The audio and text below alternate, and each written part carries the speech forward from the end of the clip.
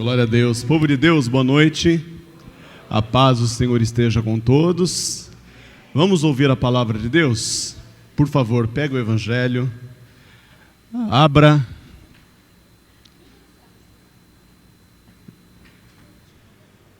Abra no Evangelho de João, capítulo de número 6. E a gente vai ler o que está escrito no verso de número 38. Evangelho de João, capítulo 6, e versículo de número 38. Assim que você localizar e puder ficar de pé, faça isso por um momento, com reverência à palavra de Deus. Já já você senta novamente. A gente vai ler o versículo 38 que diz assim, é Jesus falando: porque eu desci do céu, não para fazer a minha vontade, mas a vontade daquele que me enviou. Amém? Vou reler. Jesus está falando a respeito do seu propósito. Qual foi o propósito de Jesus ao descer na terra? E aqui ele fala a respeito do primeiro elemento desse propósito.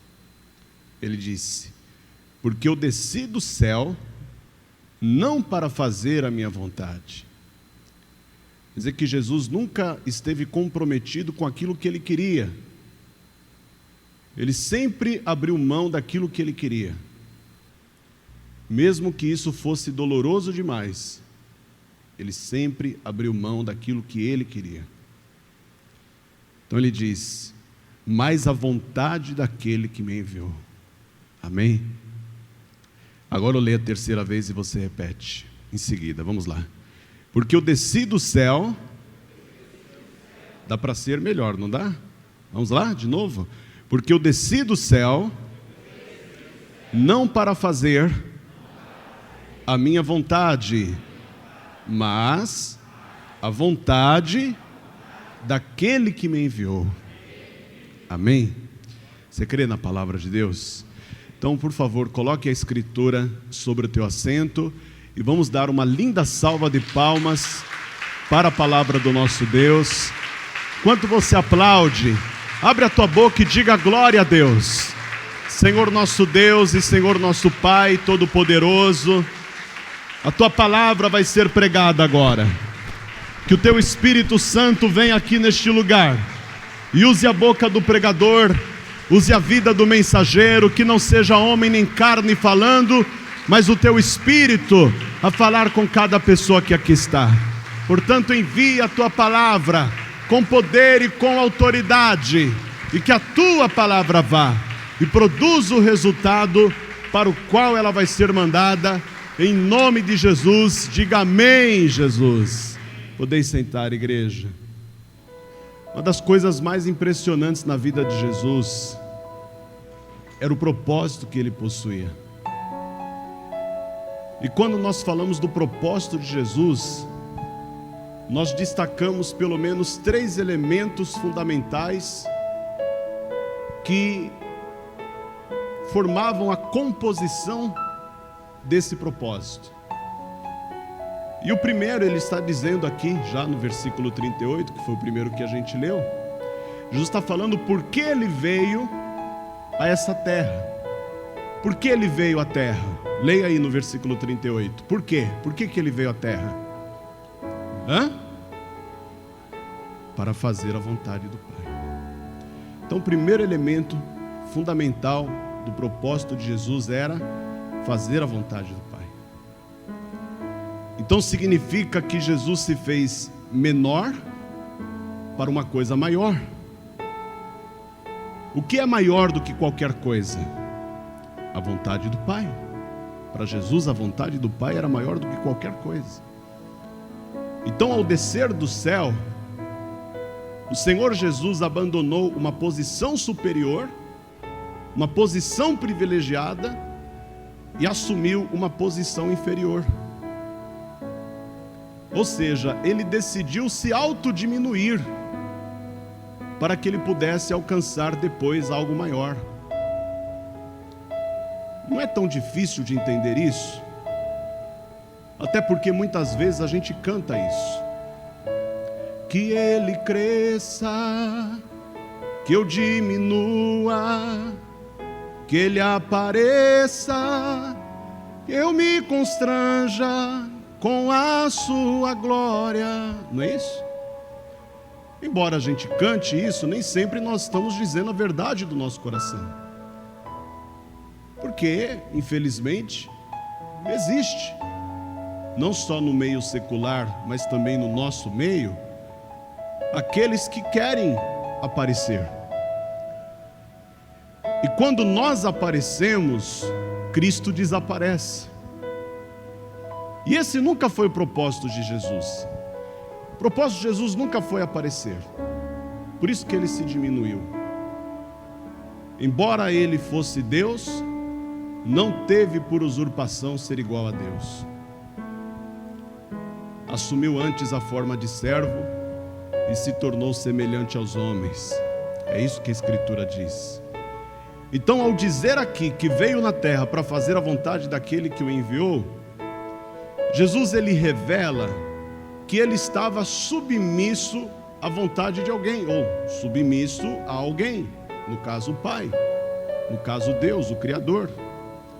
E estando submisso ao Criador, Jesus Cristo se comprometeu a pagar um altíssimo preço. Eu quero que você registre essa informação. Toda pessoa que decide fazer a vontade do Pai tem de pagar um alto preço. E que preço foi esse que Jesus pagou? Vamos ler aqui no Evangelho de Mateus, capítulo 26, e versículo de número 39. Aqui diz assim: indo um pouco adiante, prostrou-se sobre o seu rosto, orando e dizendo: meu Pai, se é possível, passa de mim este cálice, todavia não seja como eu quero, mas como tu queres. Qual foi o maior preço que Jesus pagou por querer fazer a vontade do Pai? Abrir mão da sua própria vontade. Tem gente que quer a vontade de Deus, mas não quer abrir mão da sua vontade, aí nunca vai dar certo. Porque se a minha vontade estiver presente, a vontade de Deus não prevalece. A vontade de Deus só prevalece quando a minha vontade fica em segundo plano, ou quando ela deixa de existir. Quando eu sou capaz de orar que nem Jesus orou: meu Pai, se é possível, passa de mim este cálice. Veja que Jesus, a princípio, ele não queria fazer aquilo. Se é possível, passe de mim este cálice, porque eu não quero. Todavia não seja feito a minha vontade, mas a tua. Ou na tradução que a gente leu, todavia não seja como eu quero, mas como tu queres. Então fazer a vontade de Deus exige que você e eu estejamos dispostos a pagar um alto preço. E esse alto preço envolve excluir a nossa própria vontade. Olha só, isso é tão sério que quando Pedro escreveu a sua primeira epístola, eu quero até que você confira isso aí na sua escritura, lá em 1 de Pedro, capítulo 1, e versículo 18, Pedro, de uma forma muito detalhada, expôs aqui tudo que Jesus fez por nós, sabendo que não foi com coisas corruptíveis, como prata ou ouro, que fostes resgatados da vossa vã maneira de viver, que, por tradição, recebestes dos vossos pais, mas com o precioso sangue de Cristo, como de um cordeiro imaculado e incontaminado. O que é sangue para você? É vida. Sangue é vida. Onde não tem sangue, não tem vida. Se o sangue parar de circular no seu corpo, o seu corpo padece, morre, acabou a vida nele. Então, enquanto há sangue, há vida. Quando diz que esse alto preço que Jesus pagou foi preço de sangue, foi preço de vida. Jesus abriu mão da sua própria vida para fazer a vontade do Pai. Amém? Será que você e eu estamos dispostos a abrir mão da nossa própria vida para fazer a vontade do Pai? Será que nós estamos dispostos a imitar esse propósito de Jesus? Porque o primeiro elemento do propósito definido de Jesus é fazer a vontade do Pai.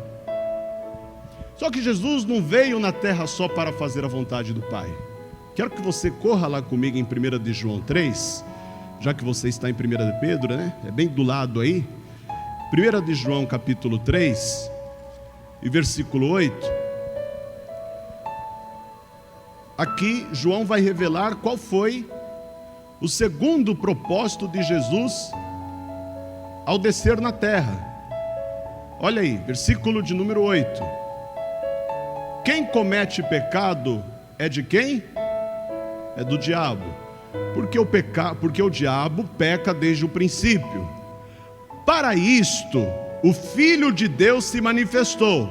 Para que, igreja? Para desfazer as obras do diabo. Então Jesus não veio na terra só para fazer a vontade do Pai. Ele veio na terra também para desfazer as obras do diabo. Quando o homem pecou, o que aconteceu? Satanás recebeu legalidade para manifestar o seu caráter mau na raça humana. Ou seja, Jesus Cristo veio para destruir, ou remover, ou neutralizar aquele que quer nos destruir. Porque não havia maldade na criação de Deus. Aliás, Deus não criou o mal. O mal se manifestou por causa da soberba, do orgulho, da prepotência, daquele querubim que foi ungido para proteger, mas que achou que era tão bom naquilo que fazia, que teve a ideia de querer estabelecer o seu trono acima do trono de Deus. E ninguém pode estar acima de Deus, porque Deus está acima de todos e de tudo. Não é em vão que a palavra diz que Ele é o Altíssimo. Quando a gente vai ler naquelas traduções contemporâneas da Escritura Sagrada, ao invés de Altíssimo, está escrito muito alto. Parece redundante, mas você entendeu? É muito alto, Ele não é alto, Ele é muito alto, por isso Altíssimo. Ele está além das alturas, e ninguém pode estar mais alto do que Ele. Mas Lúcifer quis, ele não conseguiu, mas ele quis. E aí o que aconteceu? Ele despencou, caiu, e hoje ele tem que viver debaixo dos nossos pés, porque até nós somos mais altos do que ele. Amém? Então Jesus veio na terra para fazer a vontade do Pai, grave isso. E ele veio na terra para desfazer as obras do diabo. Veja a ordem: primeiro eu faço a vontade do Pai, depois eu tenho autoridade para desfazer o que o diabo faz. Porque quem não faz a vontade de Deus não tem autoridade para destruir nada daquilo que o diabo está fazendo. Pelo contrário, passa a ser destruído pelo diabo. Aí nós caímos lá em João 10:10, o ladrão vem senão a roubar, a matar e a destruir. Mas por que ele consegue isso? Porque tem muita gente que está dentro da igreja e fora da igreja que não está comprometida com a vontade de Deus. E aí isso dá força para o diabo. Só que Jesus não parou o seu propósito aí. Eu quero que você vá comigo lá no Evangelho de Lucas, capítulo 19. Eu faço questão que você acompanhe, porque eu acho que quando a gente lê, a gente consegue gravar melhor. Acompanhe aí na sua escritura, Lucas capítulo 19. Aqui Jesus, ele vai revelar o terceiro elemento do seu propósito. Por que ele veio na terra? E aí ele diz assim, ó. É ele mesmo dizendo, tá? Porque o Filho do Homem veio buscar e salvar o que se havia perdido. Então diga assim, ele veio para salvar os perdidos. Por que os perdidos? Porque Romanos 3:23 diz que todos pecaram e destituídos estão da glória de Deus. Todo ser humano é pecador. Em Romanos 6:23 diz que o salário do pecado é a morte. Em Romanos capítulo 5, versículo 12 diz, portanto, como por um homem entrou o pecado no mundo e pelo pecado a morte, assim também a morte passou a todos os homens, porque todos pecaram. Então a morte, a dor e o sofrimento são a prova do pecado. Entenda isso. A morte, a dor e o sofrimento são a prova do pecado. Se o pecado não existisse, não existiria a morte, não existiria a dor e não existiria o sofrimento. Isto é, sem pecado não tem morte, sem pecado não tem dor, sem pecado não tem sofrimento. Mas se todo homem é pecador, e isso está escrito, porque todos pecaram e destituídos estão da glória de Deus, então onde está a saída para nós nos livrarmos da morte, da dor e do sofrimento? Aqui em Romanos ainda, capítulo 5, versículo 8, o último que eu citei para você foi o 5:12, mas no capítulo 5, versículo 8, está escrito assim, mas Deus prova o seu amor para conosco, em que Cristo morreu por nós, sendo nós ainda pecadores. Quer dizer que quando Jesus entrou na nossa história, nós ainda éramos o quê? Pecadores. Mas quando Ele entrou na nossa história, Ele venceu a nossa dor, Ele venceu o nosso sofrimento e também venceu a morte que estava nos odiando. Diga, Jesus já entrou na minha história. Diga, Ele já faz parte da minha vida. Avança para o versículo 18 do mesmo capítulo 5 de Romanos. Quero que você leia comigo. Pois assim como por uma só ofensa veio o juízo sobre todos os homens para a condenação, assim também por um ato de justiça, por um só ato de justiça, veio a graça sobre todos os homens para a justificação de vida. Pastor, eu não entendi. Sim, entendeu sim. O que aconteceu? Primeiro, o homem pecou, a justiça de Deus veio para condenar, porque o salário do pecado é a morte. Então a justiça de Deus age contra o pecador, não contra o justo. O justo já está justificado. O homem pecou, aí a justiça de Deus vem para condenar o homem que pecou. Aí Jesus veio na terra, morreu por nós, e a graça salvadora que está em Jesus se manifestou para nos salvar, não só da dor, do sofrimento, mas principalmente da morte. Por isso que o morrer é lucro, não é? Porque o seu corpo morre para este mundo, mas ele vive eternamente para Deus. Quem crê nisso, diga glória a Deus. Então, como que nós podemos realizar esse mesmo propósito de Jesus? Como que a gente faz isso? Pergunta aí para a pessoa que está do teu lado, como é que você vai entrar nesse propósito? Quais são os 3 propósitos de Jesus? Repete aí o primeiro. Qual é o primeiro? Fazer a vontade do Pai. Qual é o segundo?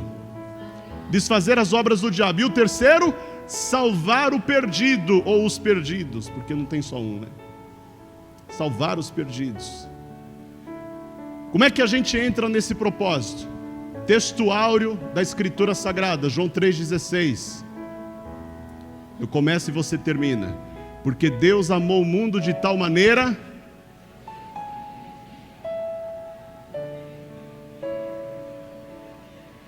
Prestou atenção no final aí que você falou? Para que todo aquele que nele crê não pereça, mas tenha vida eterna. Se você crê em Jesus, você é capaz de fazer a vontade do Pai, você é capaz de desfazer as obras do diabo, e você está a um passo de alcançar a sua salvação. Você precisa crer que Jesus Cristo é o Salvador. Esse é o princípio.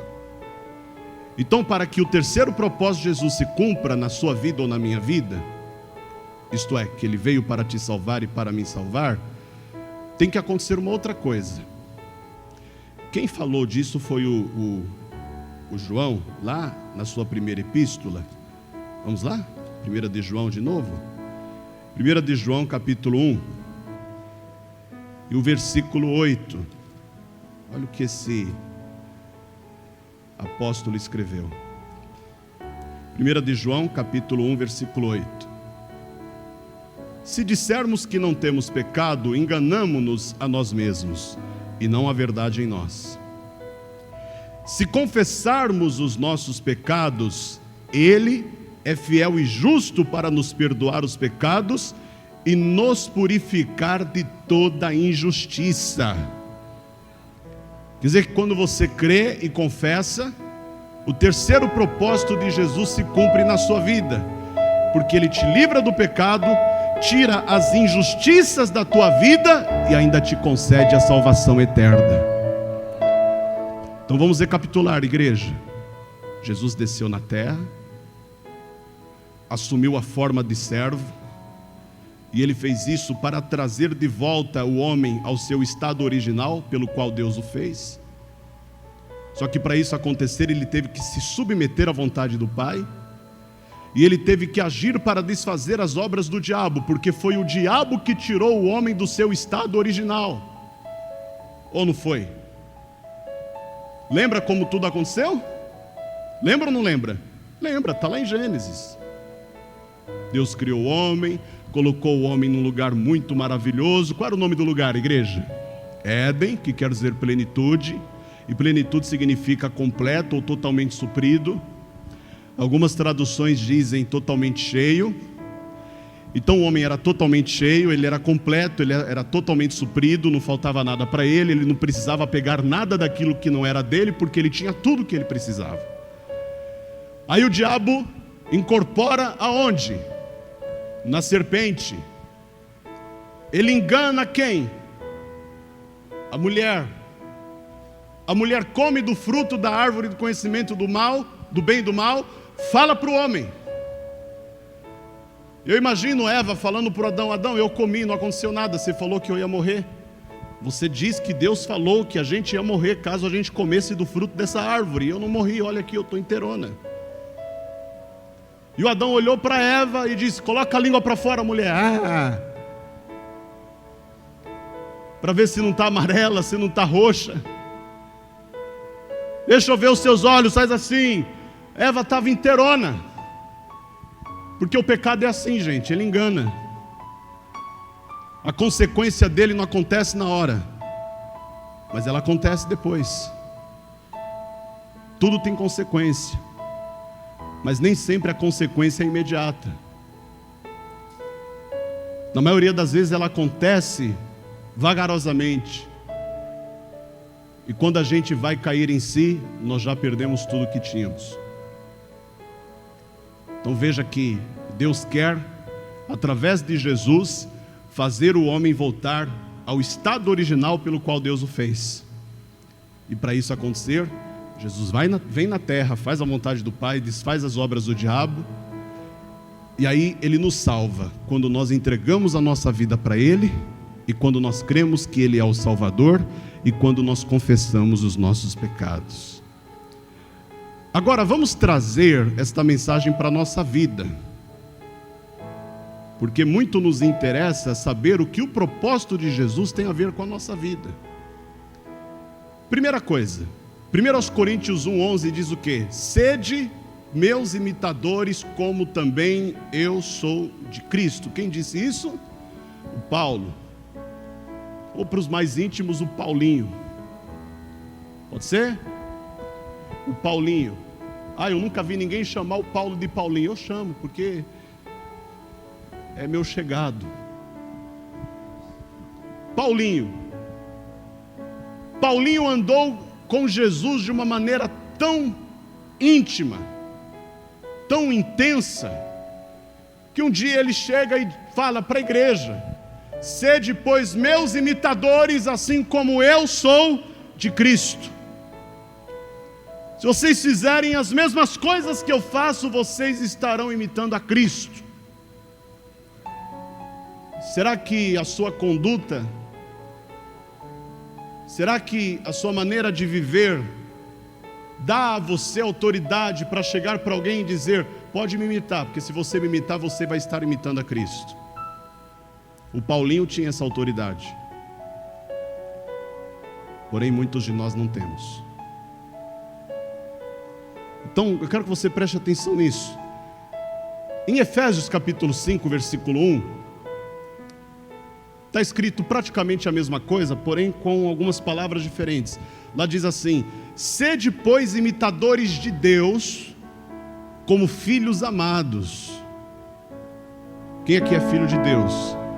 Então você tem que imitar o seu pai.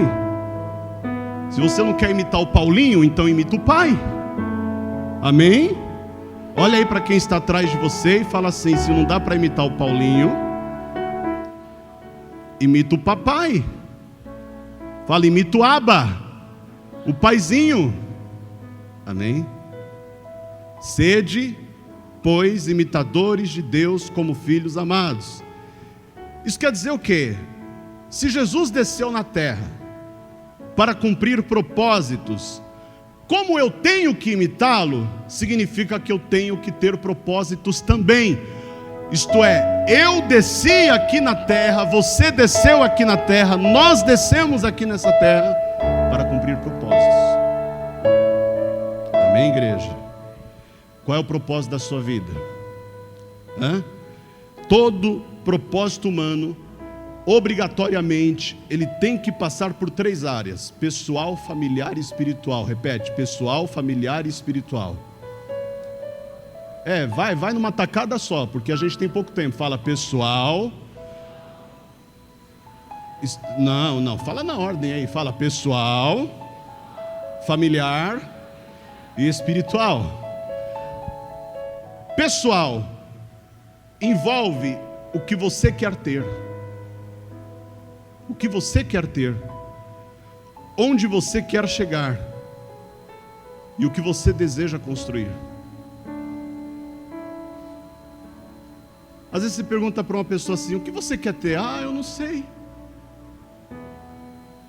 Eu não sei. Quando uma pessoa não sabe a resposta para uma pergunta tão simples, é porque ela não tem o que, gente? E se ela não tem propósito, ela não está imitando a quem? A Deus. Porque Deus tem propósito. Então, primeiro, na vida pessoal, o que você quer ter, onde você quer chegar e o que você deseja construir. Você precisa ter resposta para essas 3 perguntas. E a resposta para essas 3 perguntas precisam estar alinhadas com o propósito que Deus tem na sua vida. Por que muitas vezes o que eu quero ter eu não consigo ter? Porque o que eu quero ter não está de acordo com o propósito que Deus tem na minha vida. Por quê? Porque o lugar aonde eu quero chegar, eu não consigo chegar nele nunca, porque não tem nada a ver com o lugar que Deus tem preparado para a minha vida. E para eu saber qual é o lugar que Deus tem preparado para a minha vida, eu tenho que estar comprometido com a vontade é a vontade do Pai que vai me revelar isso. E o terceiro, o que eu desejo construir. Tem gente que já viveu 80 anos e não construiu nada. Eu não estou falando de construção material, não. Eu estou falando de construções espirituais, de caráter, de moral, de conduta. Então veja só, todo o propósito humano, ele precisa passar por essas três áreas: pessoal, familiar e espiritual. Quando eu falo da minha vida familiar, eu tenho que entender qual é o legado que eu quero deixar. Qual é o legado que você quer deixar?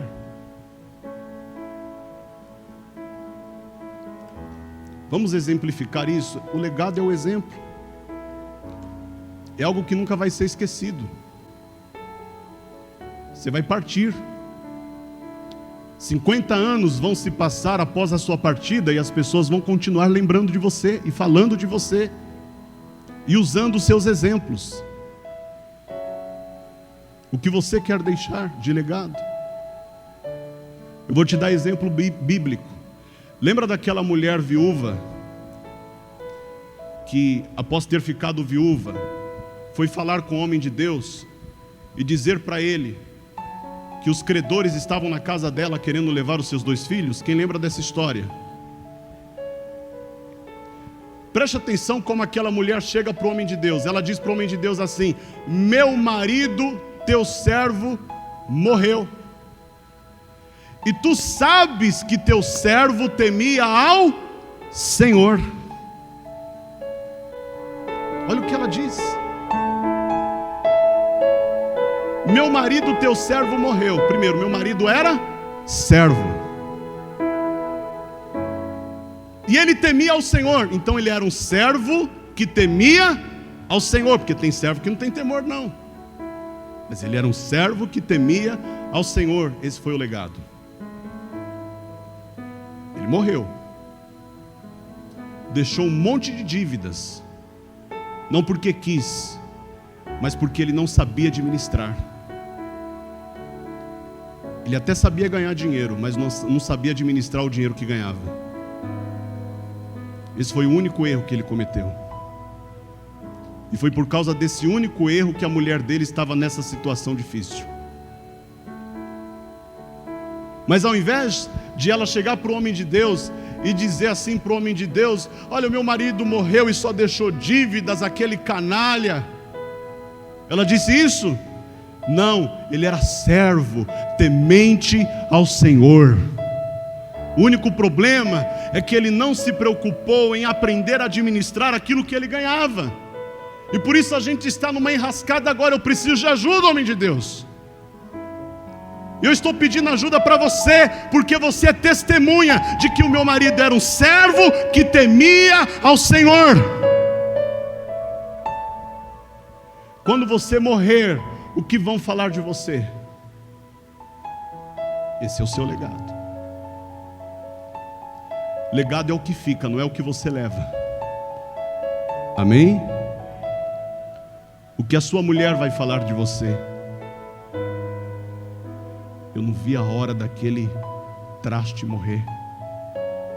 Me traía, me tratava mal. Porque tem mulher que hoje está assim. Não vi a hora do marido morrer para ela ficar livre. Livre dos maltratos. Livre dos maus exemplos. Livre da dor, livre do sofrimento. Você está compreendendo? Então faça-se esta pergunta: qual o legado eu quero deixar? Faz essa pergunta. Qual o legado eu quero deixar? E a terceira área é espiritual. Qual é o tipo de relacionamento que você quer ter com Deus? Qual é o tipo? Jesus, para cumprir o seu propósito, ele teve que buscar uma coisa menor para conquistar uma maior. Ou seja, ele desceu da sua glória e se fez homem. Ele se diminuiu. Você tem descido em alguma área da sua vida para conquistar alguma coisa maior? Porque a gente só quer crescer. Mas a gente esquece que Jesus disse que aquele que a si mesmo se humilhar será exaltado. Não é aquele que a si mesmo se exaltar continuará sendo exaltado. Aquele que a si mesmo se humilhar será exaltado. Se Jesus desceu, você vai ter que descer também. Porque você e eu não somos melhores que Ele. Amém, igreja? Então, para realizar o seu propósito, Jesus se submete a Deus. Amados, a quem você se submete? A quem você se submete? Eu não me submeto a ninguém, eu não aceito que ninguém me dê ordem, eu não aceito que ninguém me direcione, eu não aceito que ninguém diga o que eu tenho que fazer. Esse é o nosso problema. Que a gente quer dirigir o tempo todo, mas nós não queremos ser dirigidos. É por isso que nós não realizamos propósitos.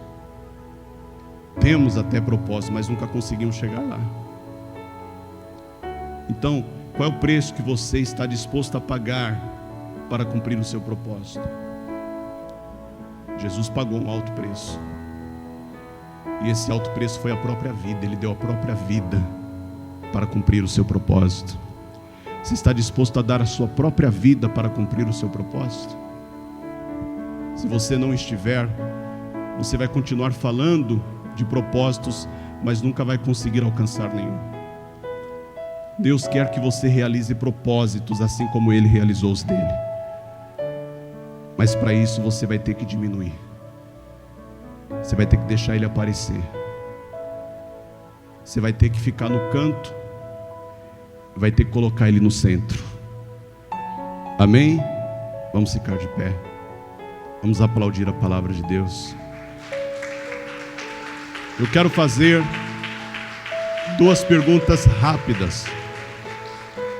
A primeira pergunta, direto ao ponto.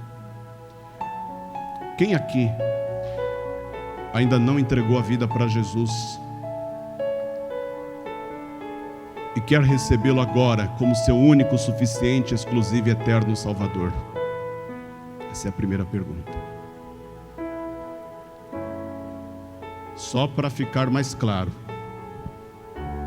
quem não tem o Filho de Deus não tem a vida, disse o apóstolo João.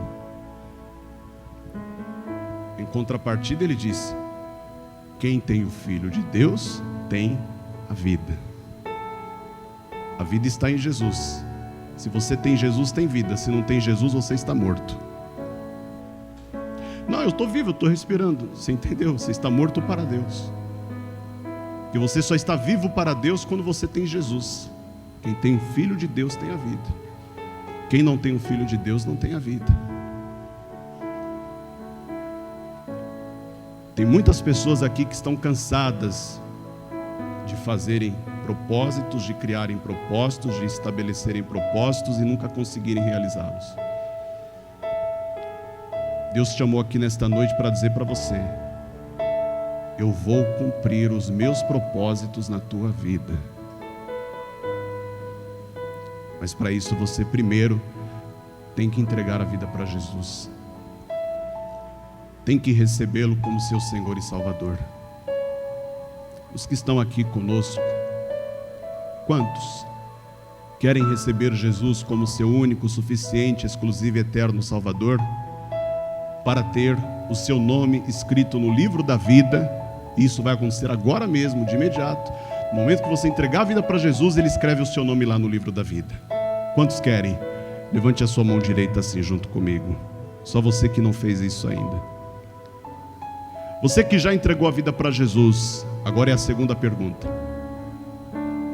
Mas ainda não é batizado nas águas. Tem alguém no nosso meio que ainda não é batizado nas águas? Levante a mão, você que não é batizado nas águas. Levante a mão que eu quero orar por você. Você que ergueu a sua mão, pede licença para quem está aí do seu lado, por favor. E vem aqui para frente que eu quero orar por você. Vem para cá, pode vir. Isso, vamos aplaudir o Senhor Jesus.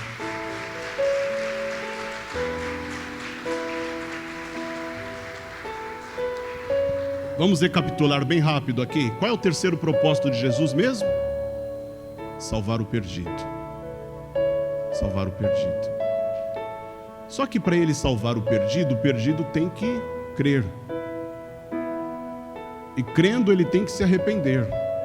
Quem crer e for batizado será salvo. Ou seja, não poderá haver a realização do terceiro propósito de Jesus se não houver arrependimento daquele que estava perdido. Eu estava perdido, mas eu me arrependi. Quem aqui estava perdido e se arrependeu? Levante a mão. Então você é salvo. Você é salva. Você prestou atenção no que eu falei? Você não está salvo, não está salva. Você é salvo. Você é salva. Porque Jesus disse: quem crê em mim tem a vida eterna. Não terá, tem a vida eterna. E eu o ressuscitarei no último dia. Então, eu quero orar por essas pessoas que estão aqui. Mas eu quero orar também hoje por você que está se sentindo cansado, cansada. Você que está sobrecarregado, sobrecarregada. Vem aqui para frente. Não precisa levantar a mão não, só simplesmente vem aqui para frente.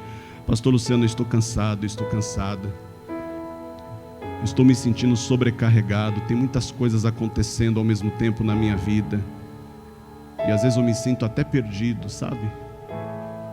Eu me sinto perdido. Vem para cá, porque hoje Jesus vai tirar este peso de cima de você. Ele vai tirar este jugo que está te aprisionando, te atormentando. Pastor, eu já entreguei a vida para Jesus, eu já fui batizado nas águas. Eu não estou cansado, não estou sobrecarregado.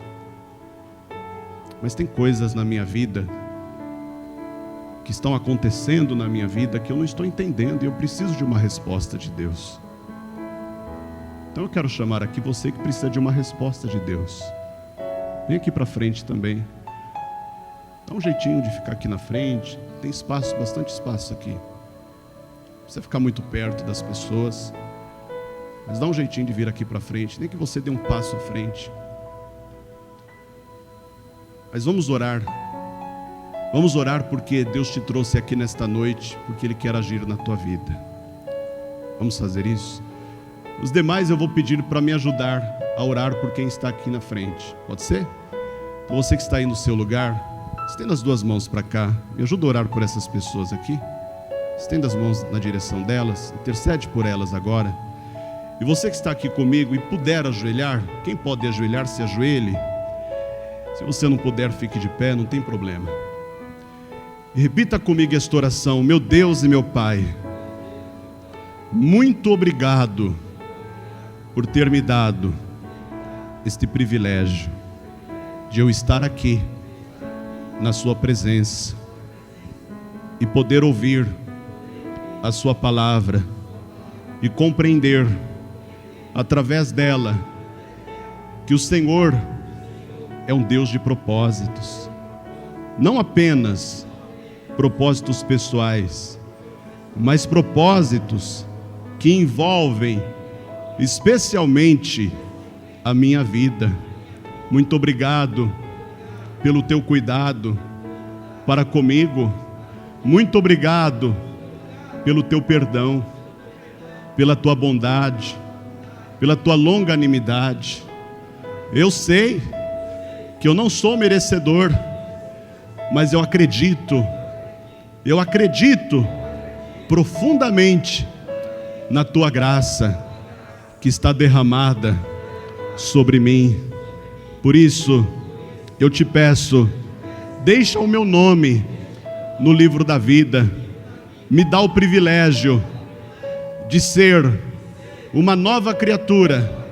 E não só isso, meu Deus, tira todo o meu cansaço, tira todo o meu desânimo, tira todo o sobrepeso, tira toda a sobrecarga que está na minha vida e coloca sobre mim o teu fardo leve, o teu jugo suave.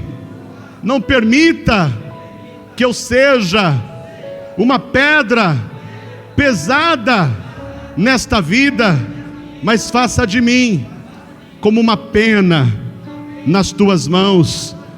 Dá-me, Senhor, autoridade para vencer os obstáculos e os desafios que irão aparecer no meu caminho e coloca dentro de mim a coisa mais importante de todas que o Senhor já colocou.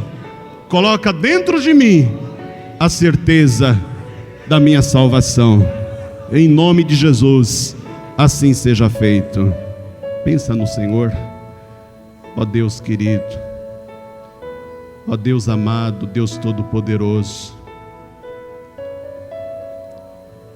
Jesus desceu na terra não para fazer a sua vontade, mas a vontade daquele que o enviou.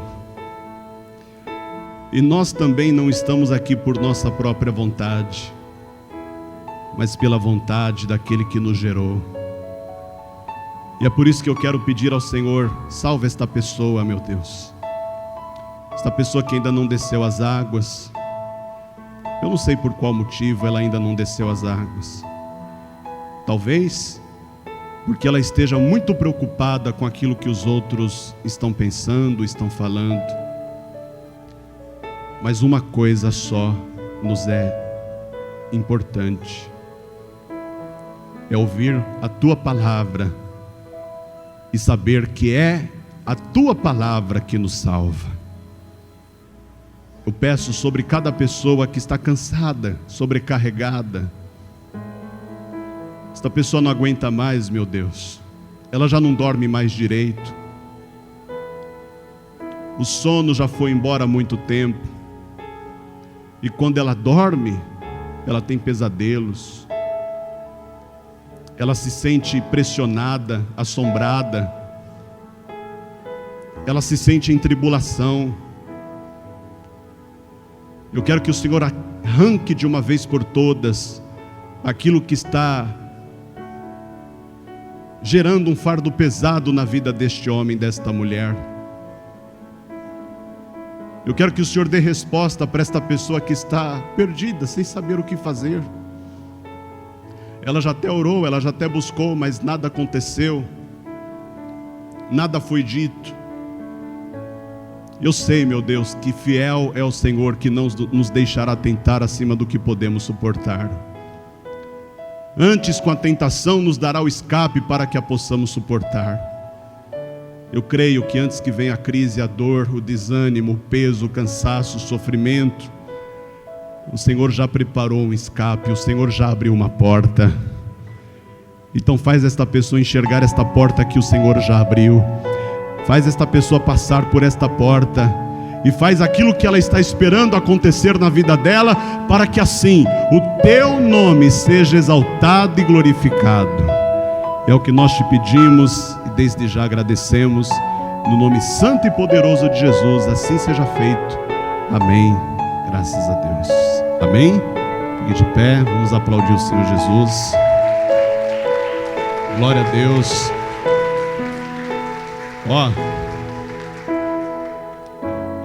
Você não faz ideia de como você é precioso para Deus.